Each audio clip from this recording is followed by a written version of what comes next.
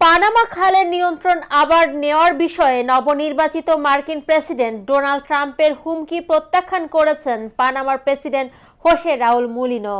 মার্কিন জাহাজের সঙ্গে অন্যায্য আচরণের অভিযোগ এনে গত শনিবার ট্রাম্প পানামা খাল আবার যুক্তরাষ্ট্রের নিয়ন্ত্রণে নেওয়ার বিষয়ে হুমকি দেন।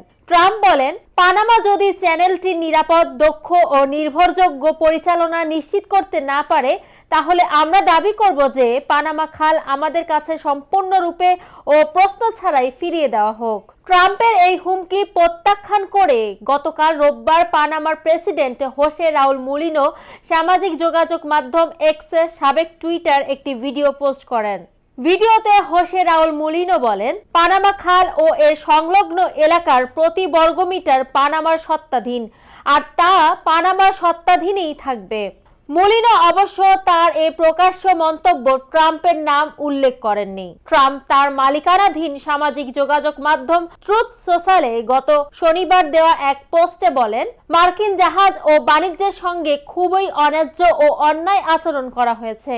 এই জলপথ ব্যবহারের জন্য পানামা যে মাশুল নিচ্ছে তা হাস্যকর। পানামা খাল ঘিরে চীনের ক্রমবর্ধমান প্রভাবের বিষয় নিয়েও অভিযোগ করেছেন ট্রাম্প। বিষয়টিকে যুক্তরাষ্ট্র তার স্বার্থের জন্য একটি উদ্বেগজনক প্রবণতা হিসেবে দেখছে। পানামা খালের উপর যুক্তরাষ্ট্রের ব্যবসায়িক নির্ভরতা আছে। জাহাজে করে পণ্য পরিবহনের ক্ষেত্রে যুক্তরাষ্ট্র এই জলপথ ব্যবহার করে। ট্রাম্প বলেছেন, পানামা খাল শুধু পানামার ব্যবস্থাপনার জন্যই ছিল, চীন বা অন্য কারো নয়। তারা এটা কখনো ভুল হাতে পড়তে দেবে না। লাতিন আমেরিকার দেশ পানামা যুক্তরাষ্ট্রের একটি মিত্র রাষ্ট্র। পানামা খাল খননের ব্যাপারে যুক্তরাষ্ট্রের বড় ভূমিকা ছিল। মূলত যুক্তরাষ্ট্রে খালটি নির্মাণ করে বেশ কয়েক দশক ধরে এটির আশেপাশের এলাকায় প্রশাসনিক ব্যবস্থা নিয়ন্ত্রণ করেছে। এরপর কিছুদিন পানামার সঙ্গে যৌথভাবে খালটি পরিচালনা করে।